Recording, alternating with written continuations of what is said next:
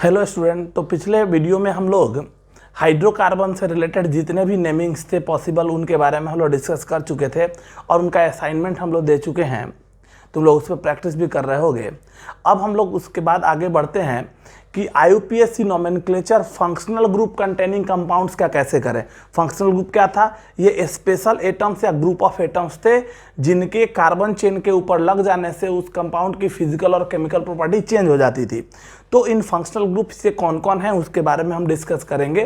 तो अब बात आएगी, इसमें दो पार्ट आएगा। एक, अगर कंपाउंड के पास केवल एक तरह का फंक्शनल ग्रुप है तो उसका नेमिंग कैसे करें, मतलब IUPAC nomenclature of mono functional group containing compound. Mono मतलब एक फंक्शनल ग्रुप कंटेनिंग कंपाउंड का नेमिंग कैसे करेंगे। और दूसरा आएगा IUPAC nomenclature of poly functional group containing compound, मतलब एक से ज्यादा अगर फंक्शनल ग्रुप हुआ तो उस केस में उनका हम लोग नोमेनक्लेचर कैसे करेंगे। तो आज हम लोग बात करने वाले हैं किसका? IUPAC nomenclature of mono functional group containing compound.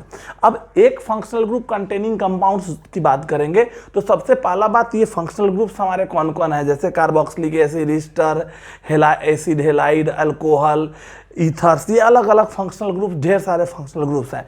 तो ये फंक्शनल ग्रुप हमारे कौन कौन है, इनके बारे में हमको जानना पड़ेगा। और इसके साथ साथ जब हम पॉलीफंक्शनल ग्रुप की बात करेंगे, एक से ज़्यादा फंक्शनल ग्रुप का कंपाउंड अगर होगा तो उनमें भी नेमिंग करने के लिए हमको इन सारे फंक्शनल ग्रुप को का प्रायोरिटी टेबल हमको याद रखना पड़ेगा कि प्रायोरिटी में कौन ऊपर जाएगा और कौन नीचे आएगा। तो हम क्या करते हैं कि दोनों के लिए हमको फंक्शनल ग्रुप को जानना जरूरी है, तो हम एक ही साथ उनका प्रायोरिटी टेबल ही डायरेक्ट डिस्कस कर दें कि प्रायोरिटी टेबल में कैसे सिलसिलेवार ढंग से फंक्शनल ग्रुप अरेंज्ड है। तो हमारा दोनों काम एक साथ हो जाएगा। फंक्शनल ग्रुप्स, उनका सफिक्स क्या लगता है और उनके लिए क्या प्रीफिक्स लगाए जाते हैं, उनको एक टेबल के साथ हम लोग डिस्कस कर देते हैं कि जो इसका यूज हम लोग मोनोफंक्शनल में भी आसानी से कर पाएंगे और पॉलीफंक्शनल में भी कर पाएंगे। तो ये फंक्शनल ग्रुप्स हमारे पास हैं। ये प्रायोरिटी ऑफ फंक्शनल ग्रुप हमने क्या किया है कि एक ही साथ सबको लिख दिया है कि तुमको पॉलीफंक्शनल का जब नेमिंग करोगे तो वहां पे भी तुमको इसी का यूज करना है। तो हम दो बार लिखना पड़ता, ये यहाँ पे केवल हमको सफिक्स का जरूरत है। यहाँ पे mono functional group containing compound के लिए केवल हमको सफिक्स चाहिए था, लेकिन क्योंकि हम बात जब नोमेनक्लेचर की कर रहे हैं तो मतलब उसके लिए हमको दोनों का जरूरत पड़ेगा, पॉलीफंक्शनल के लिए भी। तो हम एक साथ यहाँ पे क्या किए हैं, हमने प्रायोरिटी को डिस्कस कर दिया। इन फंक्शनल ग्रुप का ये प्रायोरिटी ऑर्डर है, तुमको ये प्रायोरिटी ऑर्डर याद रहना चाहिए। क्लियर है? मतलब सिंपल सा हो गया। एक बात जब प्रायोरिटी टेबल में आए तो हम एक बात तुमको क्विकली रिकॉल कर दें, क्या कि यहाँ पे जब बुक्स में तुम गौर करोगे तो बुक्स में बहुत सारे बुक्स में क्या करेगा, कार्बोक्सिलिक एसिड को ऊपर लिखता है और सल्फोनिक एसिड को नीचे लिखता है। ठीक है, ये कंट्रोवर्सी है, लेकिन हम लोग यहाँ पे ऊपर लिख रहे हैं क्योंकि ये एक इनऑर्गेनिक एसिड है और ये ऑर्गेनिक एसिड है। इनऑर्गेनिक एसिड का जो स्ट्रेंथ है माना जाता है कि ये इससे ज़्यादा होता है ऑर्गेनिक एसिड से, इस कारण से इसको ऊपर लिखा गया है। लेकिन कंट्रोवर्सी है बुक्स में ये ऊपर लिखा रहे या ये नीचे, तो इसमें कोई ज़्यादा इशू तुमको लेने का ज़रूरत नहीं है। ये फंक्शनल ग्रुप्स हैं, इनका क्या सफिक्स लगेगा। सफिक्स तो हम लोग समझे थे, फंक्शनल ग्रुप का सफिक्स का मतलब क्या हुआ, सेकेंडरी सफिक्स। तो जब सेकेंडरी सफिक्स जो हम लोग IUPAC फॉर्मूला लिखे थे उसमें root word, primary suffix, secondary suffix, तो जो सेकेंडरी सफिक्स था वो यही है, यही लगने वाले हैं। अगर ये फंक्शनल ग्रुप होगा तो ये लगेगा, ये फंक्शनल ग्रुप होगा तो ये लगेगा, ये फंक्शनल ग्रुप है तो ये लगेगा, ये फंक्शनल ग्रुप है तो ये लगेगा, सारे का ये सफिक्स है। और अगर ये नहीं लग पाएगा, हमने बताया था कि एक से ज्यादा फंक्शनल ग्रुप है तो जो मोस्ट प्रायर फंक्शनल ग्रुप है उसका सफिक्स लगेगा और बचा हुआ फंक्शनल ग्रुप जो है वो सब्स्टिट्यूएंट की तरह काम करेगा। तो जब ये फंक्शनल ग्रुप सब्स्टिट्यूएंट की तरह काम करेंगे उस समय ये जो है ये प्रीफिक्स की तरह इसका यूज किया जाएगा और प्रीफिक्स में ये यूज किया जाएगा। सबको बात क्लियर है? अब देखो, हम एक बार इस प्रायोरिटी टेबल जो हम बोर्ड पे लिखे हुए हैं इस पे इसको तुमको याद रखना है, बस दिमाग में ही रखना है कि ये तुमको सिलसिलेवार ढंग से याद रहे।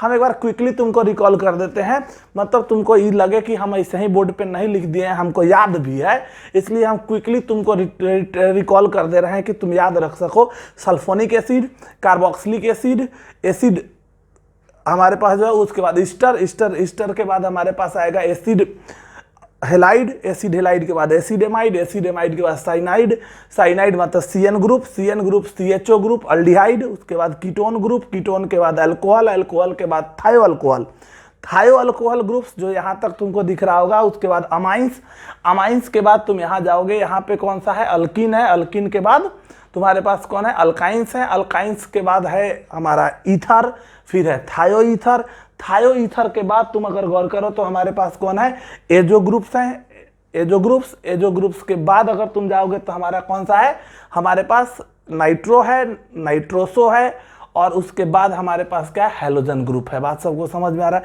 ये ग्रुप्स ये हमारे पास हैं, इनको प्रायोरिटी वाइज कौन किसके ऊपर है कौन किसके नीचे है, ये प्रायोरिटी तुमको याद रखना पड़ेगा, इसलिए इसका ख्याल रखोगे। क्लियर है बात यहाँ तक। अब हम लोग आगे बढ़ने वाले हैं इस फंक्शनल ग्रुप के नेमिंग में। कैसे करें हम एक बार फिर से रिकॉल कर दें, ये बड़ा इंपॉर्टेंट चीज है, ये इसका किसका क्या सफिक्स किसका क्या प्रीफिक्स, ये तुमको याद होना चाहिए विथ प्रायोरिटी। क्लियर हो गया बात सबको, सब लोग इसको याद करोगे, नहीं होगा तो घर पे एक चार्ट बना, इसको एक चार्ट में बना के और साट लोगे और 2 बार 3 बार 4 बार इसको रिपीट करते रहोगे, ये तुमको याद हो जाना चाहिए। याद रहेगा तब आगे का नेमिंग तुम आसानी से कर पाओगे। तो हम लोग बात करने वाले थे IUPAC nomenclature, IUPAC nomenclature of monofunctional group, monofunctional group containing compounds का बात करने वाले थे, कंटेनिंग ग्रुप्स का। ये अगर हम फंक्शनल ग्रुप कंटेनिंग कंपाउंड्स की बात कर रहे थे, इनका नेमिंग हम लोग करने वाले थे। तो स्वाभाविक है हम क्या करते हैं, अपने अच्छे से समझने के लिए हम क्या करेंगे, अपने मोनोफंक्शनल ग्रुप्स को, जो हमारा मोनोफंक्शनल एक फंक्शनल ग्रुप अगर है तो पूरे फंक्शनल ग्रुप को हम लोग ऐसे, हम लोग कॉमन नेमिंग जब एक क्लास में पढ़ा रहे थे वहाँ पे हम डिस्कस किए हुए हैं, फिर भी फंक्शनल ग्रुप्स को हम 2 कैटेगरी में क्लासिफाई कर देते हैं। नेमिंग आसानी से करने के लिए हम इसको 2 भाग में क्लासिफाई कर देते हैं।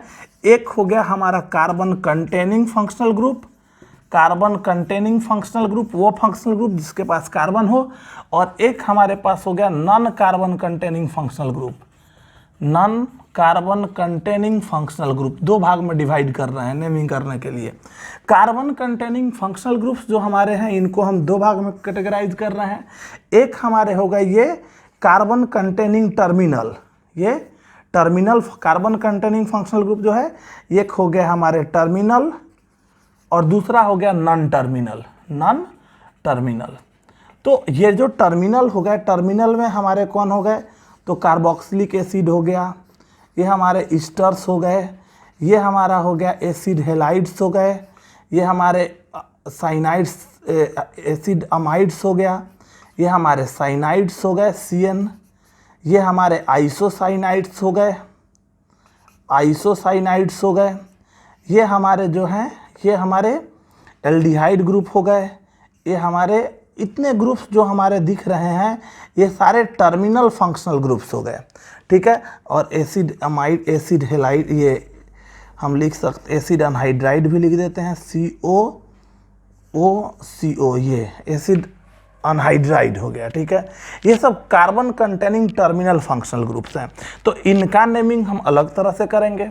कार्बन कंटेनिंग नॉन टर्मिनल में जो हो गया ये हमारे हो गए कीटोन, CO ग्रुप, ये कीटोन जो अभी फंक्शनल ग्रुप्स लिखे हैं उसमें carboxylic acid, Easter, amide, acid amide, acid halide, cyanide, isocyanide, aldehyde और एसिड अनहाइड्राइड, ये सारे फंक्शनल ग्रुप्स जो हैं ये टर्मिनल फंक्शनल ग्रुप्स हैं। जबकि यहाँ पे जो हमारा CO ग्रुप है, मतलब ये कीटोन हो गया, कौन हो गया, कीटोन, ये हमारे नॉन टर्मिनल फंक्शनल ग्रुप्स हो गए। तो इनका नेमिंग अलग तरह से एक साथ करेंगे, फिर इसका नेमिंग करेंगे, और फिर नॉन कार्बन कंटेनिंग जो हमारा फंक्शनल ग्रुप है वो, जैसे हमारा कौन हो गया, OH अल्कोहल, फिर हो गया थायो अल्कोहल, फिर हो गए अमाइंस, फिर हो गए हमारे कौन से ईथर, फिर हमारे कौन से थे, तो ये हमारे हो गए कौन से थायो ईथर, फिर हमारे हो गए एजो कंपाउंड्स, उसके बाद हमारे हो गए कौन से नाइट्रो कंपाउंड, फिर हो गए नाइट्रोसो कंपाउंड, और फिर हो गए हैलोजन। इसमें कहीं भी फंक्शनल ग्रुप में कार्बन नहीं दिख रहा है, तो ये नॉन टर्मिनल हो गए। और ये हो गए, ये हमारे हो गए, मतलब ये नॉन कार्बन कंटेनिंग, इसमें कार्बन ही नहीं है, ये नॉन कार्बन। तो इसका नेमिंग अलग करेंगे एक साथ, इसका नेमिंग एक साथ करेंगे, और इसका नेमिंग हम लोग एक साथ करेंगे। बात समझ में आए? तो हम इन mono functional group containing compounds का जो नेमिंग है इसको करने में बेसिकली हम 3 पार्ट में काट करके करेंगे। पहले हम करेंगे फंक्शनल ग्रुप, जो mono functional group containing terminal carbon containing, फिर नॉन टर्मिनल कार्बन कंटेनिंग, और then non carbon containing functional group. ये 3 पार्ट में इनका नेमिंग करेंगे। क्लियर है बात सब? चलो हम लोग बात करेंगे carbon containing terminal functional groups का नेमिंग पहले करते हैं। मतलब पहला हमारा होगा IUPAC naming of carbon containing terminal functional group. अब एक बात हम ख्याल रखें, हमने बोला था कि कोई भी कंपाउंड का नेमिंग हम हमेशा 3 स्टेप में करते हैं। लॉन्गेस्ट पैरेंट चेन का सिलेक्शन, फिर था हमारा घिसा पीटा वही रूल है, दूसरा था क्या नंबरिंग ऑफ पैरेंट चेन, और तीसरा था naming bye using IUPAC formula. तो हम स्टेप बाय स्टेप शुरू करते हैं। तो पहला स्टेप यहाँ भी आएगा। सबसे पहला है स्टेप 1, और ये है क्या? Selection of longest parent chain. Longest parent chain का सिलेक्शन, यहाँ भी वही चीज़ होगा। हमारा सबसे पहला काम होगा लॉन्गेस्ट पैरेंट चेन का सिलेक्शन। लॉन्गेस्ट पैरेंट चेन का सिलेक्शन यहाँ क्या करेंगे? सो देखो, ये functional group terminal functional group है। टर्मिनल कहने का मतलब क्या हुआ? ये जहाँ भी रहेंगे वहाँ वो टर्मिनेट कर जाएंगे। तो टर्मिनेट कर जाएंगे, इसका सीधा मतलब है कि काउंटिंग जो होगा, काउंटिंग की शुरुआत हमेशा इसी के कार्बन से होगी। तो इसमें कोई इशू नहीं है, बहुत आसान हो जाएगा इसका नेमिंग। मतलब इसके कार्बन को लेते हुए लंबे चेन का सिलेक्शन कर लेना है क्योंकि इसके पास कार्बन है, और काउंटिंग हमेशा उसी के कार्बन से शुरू करना है। ये बात सबको क्लियर है? तो देखो, कहने का मतलब ये हुआ, इसमें कहता है select longest parent chain along with carbon of functional group along with maximum number of substituent।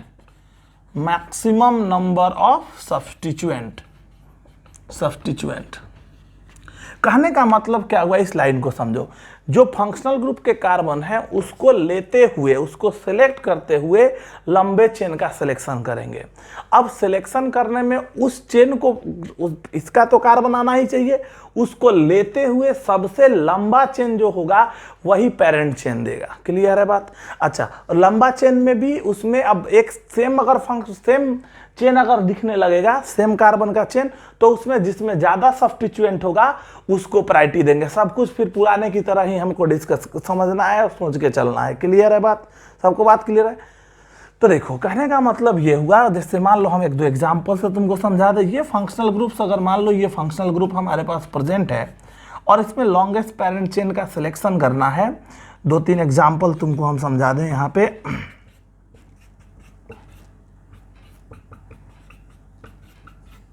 ये कुछ चेन्स की बात अगर हम लोग करते हैं, कुछ एग्जाम्पल से तुमको समझा दें।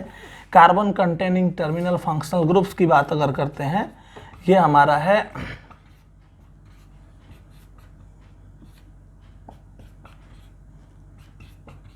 ये कुछ कंपाउंड्स हमारे पास हैं, कुछ एग्जाम्पल हम दे रहे हैं। देखो, ये पहला चीज़ तो चेन में हम ये देख लेंगे कि हमारा फंक्शनल ग्रुप कौन सा है। तो देखो, ये यहाँ पे फंक्शनल ग्रुप कौन है? Carboxylic acid. यहाँ फंक्शनल ग्रुप कौन है? साइनाइड। यहाँ फंक्शनल ग्रुप कौन है? अल्डिहाइड। तो ये सारे फंक्शनल ग्रुप को, पहला काम है फंक्शनल ग्रुप को देख लेना। तो फंक्शनल, सारे के पास फंक्शनल ग्रुप है, तो फंक्शनल ग्रुप है, इसका मतलब क्या हो गया? ये carbon containing terminal functional group है। इसका मतलब है कि इसको सेलेक्ट करते हुए लॉन्गेस्ट पैरेंट चेन का सिलेक्शन करना है। मतलब हम जो यहाँ लॉन्गेस्ट पैरेंट चेन का सिलेक्शन करेंगे, इन फंक्शनल ग्रुप को लेते हुए, इसके कार्बन को लेते हुए, तो यहाँ से शुरू करें 1 2 3 4 1 2 3 4 5। तो इधर लंबा चेन आया तो हमने इधर से चेन का सिलेक्शन कर लिया। इसमें देखेंगे तो यहाँ पे भी देखेंगे कार्बन, ऑलवेज इसके कार्बन को लेते हुए लंबे चेन का सिलेक्शन करना है। हमको बस ख्याल यही रखना है कि जैसे ही carbon containing terminal functional group हो गया तो उसको कंसीडर करते हुए लंबे चेन का सिलेक्शन करना है। तो देखो, कार्बन ये हो गया, ये कार्बन है, तो देखो अब कौन 1, इसको लेके चलना है, तो 1 2 3 4 1 2 3 4 5 1 2 3 4 5 6। तो इस फंक्शनल ग्रुप के कार्बन को लेते हुए सबसे लंबा चेन हमारे पास ये कंसीडर हो रहा है। क्लियर है बात? ये बात सबको समझ में आए? तो पेरेंट चेन हमारा ये हो गया। क्लियर है? मतलब carbon containing terminal functional groups अगर आ जाए तो उसके कार्बन को लेते हुए लॉन्गेस्ट पेरेंट चेन का सिलेक्शन करना है। क्लियर है? चलो यहाँ देखो, ये फंक्शनल, ये नहीं कि ऐसे ये इसको छोड़ना नहीं है, इसका कार्बन जैसे ही ये carbon containing terminal functional groups दिख गए तो उनके कार्बन को लेते हुए लॉन्गेस्ट पेरेंट चेन का सिलेक्शन करना है। तो इसका ख्याल हमको हमेशा रखना है। तो देखो, जैसे मान लो हम इसको ऐसे कर देते हैं, यहाँ देखो, यहाँ पे गौर करेंगे तो 1 1 2 3 इसको लेते हुए, तो पहले तो इसी को घेर लेते हैं, 1 2 3 1 2 3 4 1 2 3 4 5 1 2 3 4 5 6 लॉन्गेस्ट पेरेंट चेन का सिलेक्शन कर लेना है। इन फंक्शनल ग्रुप के कार्बन को लेते हुए लंबे चेन का सिलेक्शन करना है। ये बात अब हम आशा करते हैं सबको समझ में आ गया। मतलब carboxylic acid, Easter, acid anhydride, acid halide, cyanide, aldehyde, इसमें से कोई भी फंक्शनल ग्रुप्स होंगे तो इनके कार्बन को सिलेक्ट करते हुए लेते हुए लॉन्गेस्ट पेरेंट चेन का सिलेक्शन हमको करना है। ये बात सबको क्लियर हो गया? तो अब देखो, अब आता है सेकेंड स्टेप। हमारा सेकेंड स्टेप क्या है? स्टेप 2। दूसरा स्टेप है काउंटिंग ऑफ कार्बन या numbering of carbon of parent chain. Parent chain के कार्बन का काउंटिंग करना। काउंटिंग अगर हम लोग करेंगे तो काउंटिंग करने में हमको क्या ख्याल रखना है? तो क्योंकि यहाँ काउंटिंग सबसे आसान हो जाता है तुम्हारा। क्यों आसान हो जाता है? क्योंकि यहाँ पे जो काउंटिंग करते हैं, यहाँ फंक्शनल ग्रुप हमारा जो है सोई की या टर्मिनल फंक्शनल ग्रुप है। देखो, ये फंक्शनल ग्रुप इसी के कार्बन को लेते हुए लॉन्गेस्ट पर 1 2 3 4 5 1 2 3 4 5 6 इधर लंबा चेन हो गया। तो हमने चेन का सिलेक्शन कर लिया। अब हम लोग काउंटिंग करेंगे। ठीक है? तो हमको ख्याल रखना है काउंटिंग में यहाँ कोई झंझट नहीं है। क्यों? क्योंकि ऑलवेज अगर carbon containing terminal functional group है तो काउंटिंग ऑलवेज उसी के कार्बन से शुरू होगा। क्लियर है? काउंटिंग ऑलवेज उसी के कार्बन से शुरू होगा। तो चलो शुरू करते हैं। 1 2 3 4 5 6 1 2 3 4 5 6 ये काउंटिंग कर दिए। तो काउंटिंग में कहीं कोई झंझट नहीं है। तुमको एकदम दिमाग में रखना है कि काउंटिंग में कहीं से कोई इशू तुमको नहीं आने वाला है। बस ख्याल यही रखना है कि काउंटिंग करते वक्त जो भी हम लोग चेन का सिलेक्शन करेंगे उसमें फंक्शनल ग्रुप के कार्बन से हमको काउंटिंग शुरू करना है। तो देखो, अच्छा, इसमें एक और एग्जाम्पल, ये पहला एग्जाम्पल। दूसरा एग्जाम्पल, हमारा लॉन्गेस्ट पेरेंट चेन का सिलेक्शन करना है। तो देखो, 1 2 3 4 1 2 3 4 5 1 2 3 4 5 6 1 2 3 4 5 6। अच्छा देखो, अब यहाँ दो पेरेंट चेन, सेम कार्बन का 2 पेरेंट चेन आ गया। मतलब यहाँ जाएंगे तो ये देखो, हम लोग यहीं पे उसको भी डिस्कस कर दें। एक चेन हमारा इधर मिल रहा है और सेम को अगर हम यहाँ लिख दें, हम इस कारण बता दिए हैं कि तुमको ये दिमाग में रखने की आवश्यकता है। जो हम लोग बता रहे थे सब कुछ वही चलेगा, बस यहाँ एक्स्ट्रा जो पहले पढ़े हैं हाइड्रोकार्बन में वही चलेगा। अंतर बस यहाँ पे क्या होगा? अंतर यही है कि फंक्शनल ग्रुप के कार्बन को लेते हुए लंबा चेन सेलेक्ट करना है, बस यही एक अंतर है। इसके अलावा सब कुछ वही चलेगा। यहाँ दोनों में देखो, 2 तो चेन, देखो ये भी 6 कार्बन, 1 2 3 4 5 6 कार्बन का एक चेन ये भी दिखा और 6 कार्बन का एक चेन ये भी दिखा, 1 2 3 4 5 6। तो अब बात आता है पेरेंट चेन इसको लोगे कि इसको लोगे? तो हाँ, क्या बताए थे? सेम कार्बन कंटेनिंग एक से ज्यादा चेन अगर आने लगेगा तो हम लोग क्या किए थे, क्या करते थे?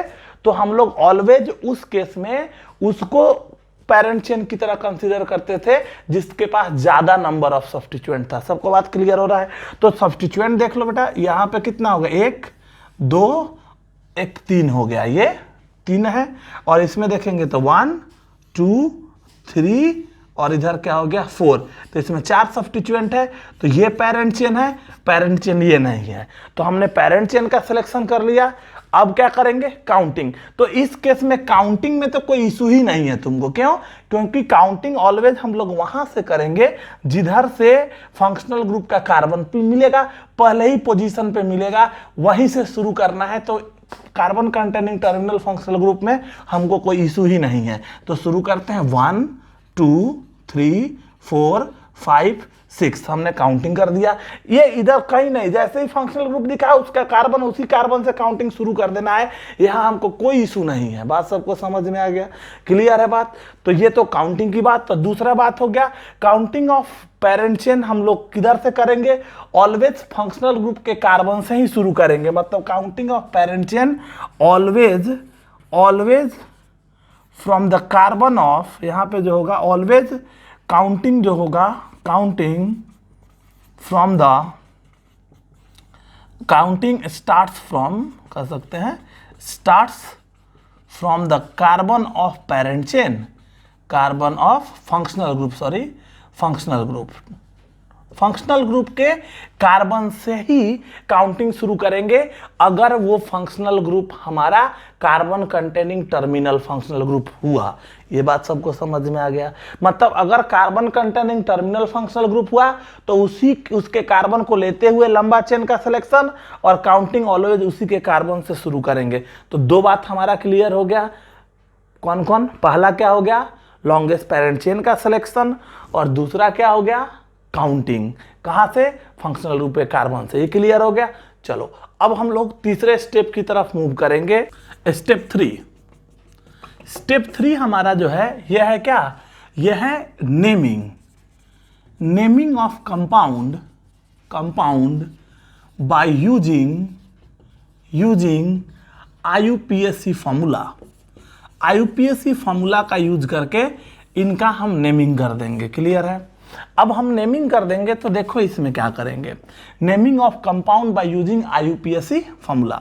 तो IUPAC फॉर्मूला बेटा तुमको याद होगा, alk plus primary suffix plus secondary suffix plus इधर था प्राइमरी प्रीफिक्स प्लस इधर था सेकेंडरी प्रीफिक्स। क्लियर है? यही IUPAC फॉर्मूला है, घिसा पीटा फॉर्मूला है, इसी को यूज करना है हमको। सब कुछ एक ही तरीका है। अगर बैठा लोगे दिमाग में, जो बता चुके हैं पहले से, वो अगर दिमाग में है तो सारा काम हो जाएगा। ये सब कुछ सेम वही रहेगा। अल्क कार्बन पेरेंट चेन में कार्बन एटम का number, primary suffix linkage carbon chain में लिंकेज, प्राइमरी प्रीफिक्स क्या होगा? Class of compound, open chain है तो नील कुछ नहीं लगेगा, क्लोज चेन है तो साइक्लो लगेगा। सेकेंडरी प्रीफिक्स क्या होगा? ये प्रीफिक्स ऑफ सब्स्टिट्यूएंट, ये सब्स्टिट्यूएंट का नाम होगा सेकेंडरी प्रीफिक्स, ये सब्स्टिट्यूएंट का नेम अल्फाबेटिकल ऑर्डर में होगा। यहाँ पे बस एक्स्ट्रा ये आ गया सेकेंडरी सफिक्स। तो यहाँ तक सेम है, सब कुछ वही चलेगा जो पहले हम लोग पढ़े थे, इसमें कोई इशू नहीं है, ये सब सेम रहने वाला है। एक्स्ट्रा काम ये हुआ सफिक्स, सेकेंडरी सफिक्स जो है ये क्या होगा? ये हो गया सफिक्स ऑफ फंक्शनल ग्रुप, जो हमने एक टेबल में पढ़ा था। अभी जो टेबल हम बनाए थे प्रायोरिटी टेबल, उसमें सारे फंक्शनल ग्रुप का सफिक्स है। तो ये सेकेंडरी सफिक्स के जगह पे सफिक्स ऑफ फंक्शनल ग्रुप लगेगा जो फंक्शनल ग्रुप प्रेजेंट है। अब देखो फंक्शनल, क्योंकि हम लोग terminal carbon containing functional group की बात कर रहे हैं तो काउंटिंग ऑलवेज उसी के कार्बन से हुआ है। मतलब इन फंक्शनल ग्रुप के कार्बन को हमेशा 1 काउंट मिलेगा। तो इस कारण से इन फंक्शनल ग्रुप के जो सफिक्स है उसमें उनके पोजीशन को रिप्रेजेंट करने का जरूरत नहीं है, क्योंकि वो फंक्शनल ग्रुप एक कार्बन पे ही, पहले कार्बन से ही काउंटिंग शुरू हुआ है, तो उसका पोजीशन हमेशा 1 होगा। तो उसके पोजीशन को देने की आवश्यकता नहीं है, डायरेक्ट उसका सफिक्स सेकेंडरी प्राइमरी सफिक्स के बाद उसका suffix as a secondary suffix use किया जाएगा।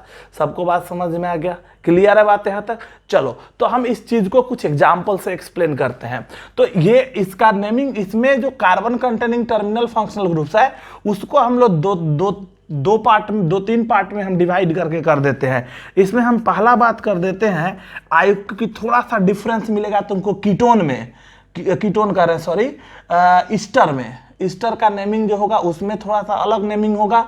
एसिड अनहाइड्राइड में नेमिंग थोड़ा डिफरेंट होगा, तो उसको हम अलग से डिस्कस कर देते हैं और इसको अलग कर देते हैं। तो IUPAC naming of carboxylic acid, उसके बाद हमारा कौन होगा जो इस पे सेम मिलेगा, एसिड हेलाइड, ये हो गया एसिड अमाइड CONH2, ये हमारे हो गए साइनाइड। ये ग्रुप जो है, ये 4 फंक्शनल ग्रुप जो है, इनका नेमिंग एक ही तरह से, ये और एक अल्डिहाइड भी ले सकते CHO।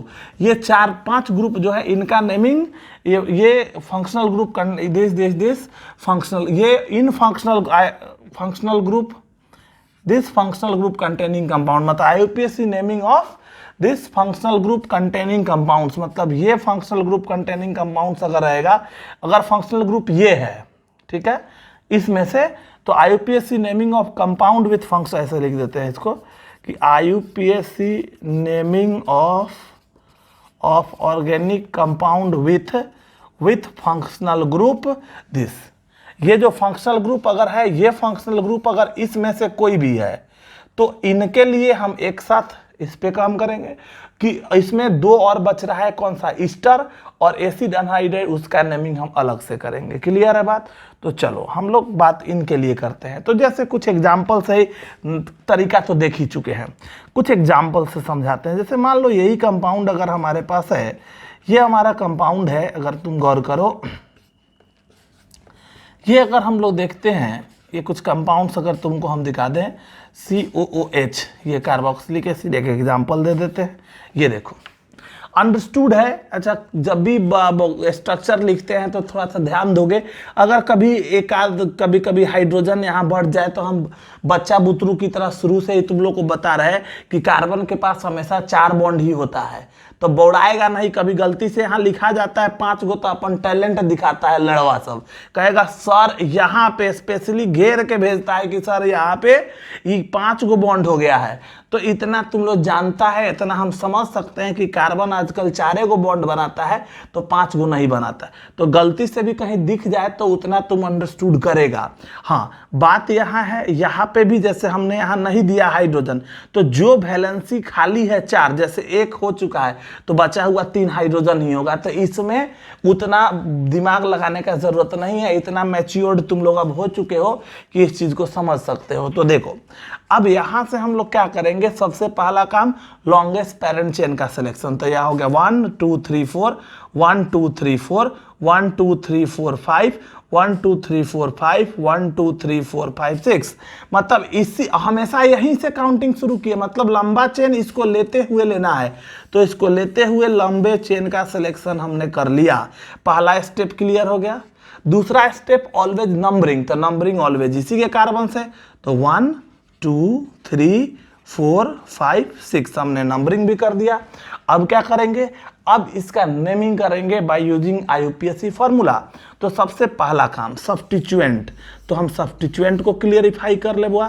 तो देखो, एक कार्बन का मिथाइल और यह इथाइल, तो अल्फाबेटिकल ऑर्डर में पहले मिथाइल आता है कि पहले इथाइल आता है, तो M के पहले E आता है, तो पहले E कहाँ पे, दूसरे पोजीशन पे। तो क्या लिखेंगे, नाम देंगे इसका 2 इथाइल, क्या लिख देंगे 2 इथाइल, 2 इथाइल। अच्छा, अब मिथाइल हमको कहाँ मिला है, तो तीसरे पे मिला है और चौथे पे 2 गो मिला है, तो लिखेंगे 3 4 3 4 4, क्या, ट्राई मिथाइल।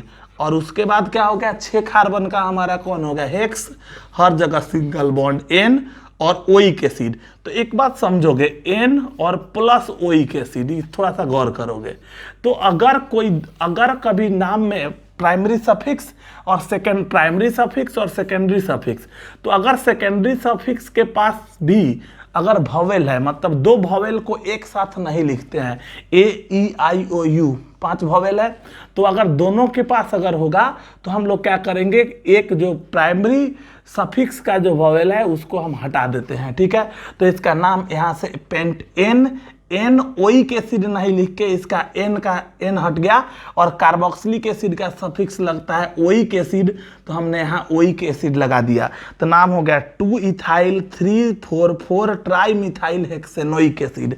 ये ओइक एसिड, हेक्सेनोइक एसिड, अच्छा ये हमेशा 1 पे है, तो इसका पोजीशन दिखाने का जरूरत हमको नहीं है। बात सबको समझ में आ गया, क्लियर है बात।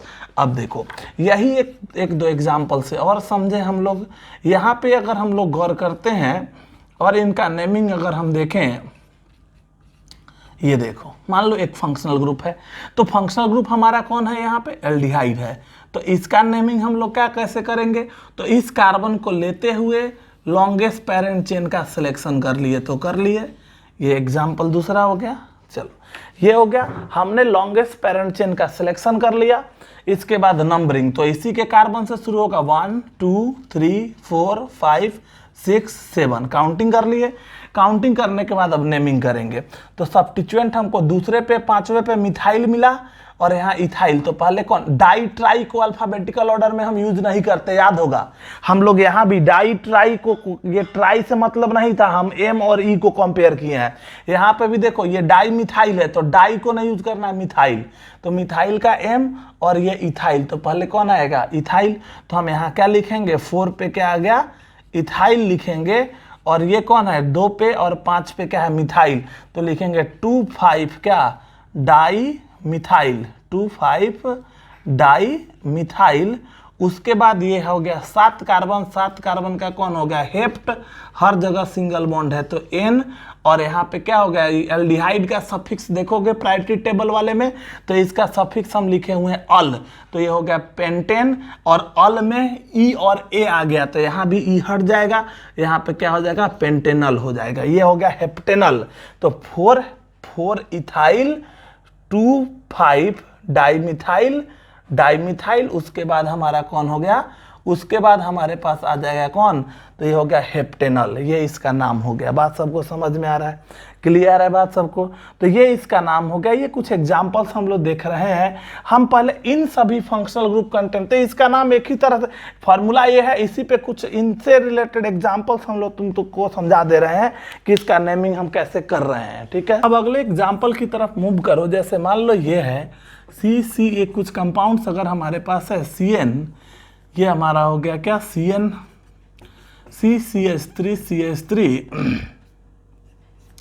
CH3, ये कंपाउंड अगर हमारे पास है तो देखो ये कंपाउंड अगर दिया हुआ है तो इसमें हमारा सबसे पहला काम होगा क्या, तो लॉन्गेस्ट पेरेंट चेन का सिलेक्शन। तो ये साइनाइड, ये भी कार्बन कंटेनिंग फंक्शनल ग्रुप इसमें लग गया। तो जैसे ही फंक्शनल ग्रुप कार्बन कंटेनिंग हो जाए, इसके कार्बन को लेते हुए लॉन्गेस्ट पेरेंट चेन का सिलेक्शन करना है। तो हमने सबसे पहला काम कर लिया, लॉन्गेस्ट पेरेंट चेन का सिलेक्शन कर लिया। और लॉन्गेस्ट पेरेंट चेन का सिलेक्शन करने के बाद में अब हम क्या करेंगे, सो देखो अब इसमें हम लोग क्या करेंगे, तो ये देखो ये जो कंपाउंड्स हमारे पास हैं, इसमें अगर देखो ये हमने सेलेक्ट किया काउंटिंग ऑलवेज इसी कार्बन से, तो 1 2 3 4 5 6 हमने काउंटिंग कर दिया। अब काउंटिंग करने के बाद हम लोग क्या करेंगे, नेमिंग। तो पहले सब्स्टिट्यूएंट का नेमिंग करेंगे। तो देखो ये 2 कार्बन का इथाइल, 2 कार्बन का इथाइल और ये हो गया मिथाइल। तो हमारा 2 गो कौन है, इथाइल। तो इथाइल और मिथाइल डाई ट्राई से मतलब नहीं है, इथाइल पहले आएगा। तो हम लिखेंगे 2 और 4 पे, तो लिखेंगे 2,4 डाई इथाइल, 2,4 डाई इथाइल। उसके बाद हमारे पास हो गया क्या, चौथे पे फिर क्या मिला, मिथाइल। उसके बाद हमारा कौन हो गया, 6 कार्बन का क्या हो गया, हेक्स, हर जगह सिंगल बॉन्ड एन। और ये क्या होगा, हेक्सेन। और इसका भी लगेगा, इसका है नाइट्राइल, तो हेक्सेन नाइट्राइल। यहाँ पे देखो एन, ये भवेल नहीं है तो यहाँ पे ई नहीं हटेगा, ये डायरेक्ट लिख दिए नाइट्राइल। बात सबको समझ में आया, क्लियर है बात सबको।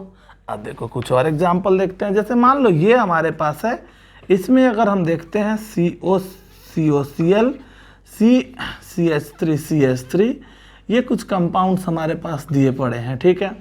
अब इसका नेमिंग अगर करेंगे तो वही बात होगी, जैसे ही फंक्शनल ग्रुप कार्बन कंटेनिंग दिख जाए उसको लेते हुए लंबे पेरेंट चेन का सिलेक्शन करेंगे। लंबा पेरेंट चेन सेम आने लगेगा तो फिर हम लोग किसको प्रायोरिटी देंगे, सब्स्टिट्यूएंट को, मैक्सिमम नंबर ऑफ सब्स्टिट्यूएंट को। और सब्स्टिट्यूएंट भी सेम आएगा तो फिर जैसे जैसे हम लोग वहाँ देखे थे वही चीज़ यूज करेंगे। दूसरा है काउंटिंग, 1 2 3 4 5 6 7 हमने काउंटिंग कर दिया। अब इसका नेमिंग कर देंगे। तो देखो चौथे पे क्या मिला, चौथे पे मिला इथाइल। उसके बाद आ जाओ तो हमको क्या मिला, दूसरे पे, चौथे पे और छठे पे, तो 2 4 6 3 मिथाइल मिला है, तो क्या लिखेंगे, ट्राई मिथाइल। उसके बाद हमारे पास क्या हो गया, 7 कार्बन का क्या है, हेप्ट, हर जगह सिंगल बॉन्ड है तो क्या हो गया, एन। और उसके बाद क्या हो गया, ये हो गया वाइल हेलाइड, इसके लिए वाइल क्लोराइड लगेगा तो O आ गया, तो फिर ई हट जाएगा और यहाँ पे क्या हो जाएगा, हेप्टेनॉइल क्लोराइड हो जाएगा। ये बात सबको समझ में आ रहा है, क्लियर है बात। अगर मान लो कंपाउंड अगर हमारे पास है, देखो ये अगर चेन की बात करेंगे थोड़ा सा, अब ये देखो अगर मान लो किसी चेन में अगर ये हम देखते हैं ये अगर हम लोग लेके चलें कोई कंपाउंड अगर हमको दिया हुआ है, जैसे मान लो इसी का नेमिंग करना है, ठीक है, अगर डबल बॉन्ड या ट्रिपल बॉन्ड आ जाए तो थोड़ा सा हम उसका भी एक्सप्लेनेशन एक दे दें तुमको। तो लॉन्गेस्ट पेरेंट चेन का सिलेक्शन जो होगा तो स्वाभाविक है इसके कार्बन को लेते हुए लंबा चेन। अगर कार्बन चेन के अंदर डबल बॉन्ड या ट्रिपल बॉन्ड हो गया तो उसको लेते हुए लंबे चेन का उसको भी हम लोग कंसिडर करेंगे लंबे चेन में, ठीक है, क्योंकि double bond triple bond main chain का पार्ट है, उसको लेते हुए लॉन्गेस्ट पेरेंट चेन का सिलेक्शन कर लिए। अब सिलेक्शन करने के बाद क्या करेंगे, तो अब हम लोग इसमें क्या करेंगे, नंबरिंग करेंगे। तो 1 2 3 4 5 6, इधर नहीं जाके 4 5 6 करेंगे। क्यों? क्योंकि इधर डबल बॉन्ड नहीं मिला, इधर डबल बॉन्ड मिला, तो हमने इधर घूम गया। तो हम अब नेमिंग कर देंगे। नेमिंग करने में क्या होगा, तो यहाँ पे क्या है, चौथे पे इथाइल है तो 4 इथाइल, उसके बाद 3 पे क्या है, मिथाइल है तो 3 मिथाइल, उसके बाद 6 कार्बन का हो गया हेक्स, ठीक है। अब देखो मिथाइल के बाद ये हो गया मिथाइल, उसके बाद हेक्स, उसके बाद यहाँ पे 6 कार्बन का हेक्स और डबल बॉन्ड है, तो डबल बॉन्ड कहाँ मिला, 5वें पोजीशन पे, तो क्या लिखेंगे 5 इन। और क्योंकि ये ऑलवेज 1 से ही काउंटिंग शुरू होगा तो इसमें कुछ करने की आवश्यकता नहीं है, सीधा क्या लोग लिख देंगे ओइक एसिड। तो फिर ई आ गया, ई हट जाएगा, वावेल है, तो यहाँ क्या हो जाएगा ओइक एसिड। तो ये हो गया 5 हेक्स 5 इनोइक एसिड। और पहले भी बता चुके हैं कि 5 पहले भी लिख सकते हैं, 5 हेक्सिनोइक एसिड भी लिख सकते हैं, ये इसका नाम हो गया। मतलब डबल बॉन्ड ट्रिपल बॉन्ड भी अगर कंपाउंड के अंदर होगा तो भी उसका नेमिंग हम लोग एज इट इज करेंगे, जो हम लोग पहले किए हैं वैसे ही इसका नेमिंग भी हम लोग करने वाले हैं। इसमें कोई अलग से तुमको दिमाग लगाने का जरूरत नहीं पड़ने वाला है। ये बात सबको समझ में आ रहा है। जैसे मान लो एक कंपाउंड और अगर हमको दिया हुआ है, अगर हम देखें यहाँ पे अगर कंपाउंड अगर हमको दिया हुआ है, ये ग्रुप्स अगर हम देखते हैं, जैसे मान लो कोई ग्रुप्स अगर हमारा है CONH2, अगर हमारे पास है CONH2 ग्रुप है और ये हमारा है, ठीक है, तो हमारा सबसे पहला काम होगा लॉन्गेस्ट पेरेंट चेन का सिलेक्शन। किसको लेते हुए, इस फंक्शनल ग्रुप को लेते हुए, और इसको लेते हुए लॉन्गेस्ट पेरेंट चेन का सिलेक्शन करेंगे। तो इस फंक्शनल ग्रुप को लेते हुए लॉन्गेस्ट पेरेंट चेन का सिलेक्शन करेंगे, तो चलो कर लेते हैं। तो ये हो गया एक, इसको लेते हुए इसको तो कंसीडर कर लेना है, 1 2 3 4 5 1 2 3 4 5 6 7, तो इसको लेते हुए लॉन्गेस्ट पेरेंट चेन का सिलेक्शन कर लिए। अब करने के बाद काउंटिंग इसी से होगा, 1 2 3 4 5 6 7 काउंटिंग कर दिए। काउंटिंग करने के बाद अब नेमिंग कर देंगे। नेमिंग करने में क्या करना है, तो 4 पे 2 मिथाइल है और एक यहाँ है, तो लिखेंगे 2 4 4 क्या, ट्राई मिथाइल, ये हो गया। उसके बाद हम लोग क्या लिखेंगे, 7 कार्बन का क्या है, हेप्ट, तो हमने लिख दिया हेप्ट। उसके बाद 5वें पे ट्रिपल बॉन्ड है तो लिखेंगे 5 आइन, और ये क्या है अमाइड, तो ई हट के फिर भवेल वाला कहानी आ गया, ई हट के यहाँ पे क्या लग जाएगा, अमाइड लग जाएगा। बात सबको समझ में आया। तो aldehyde, aldehyde, carboxylic acid, acid amide, acid halide, इनके नेमिंग करने में हमको इशू नहीं आना चाहिए, इनका नेमिंग हम आसानी से अब कर सकते हैं। ये बात क्लियर हो गया, क्लियर है सबको। तो इसके बाद हमारे पास आएगा किसका, ईस्टर का नेमिंग और अनहाइड्राइड का नेमिंग, ये दोनों हम लोग देखेंगे। और इसको करने के बाद तब हमारे पास आएगा carbon containing non terminal functional groups का नेमिंग, और फिर non carbon containing functional group का नेमिंग, जो कि हम लोग अगले वीडियो में हम लोग डिस्कस करेंगे। अभी हम इसको यहीं पे इस वीडियो को फिनिश करते हैं। Thank you.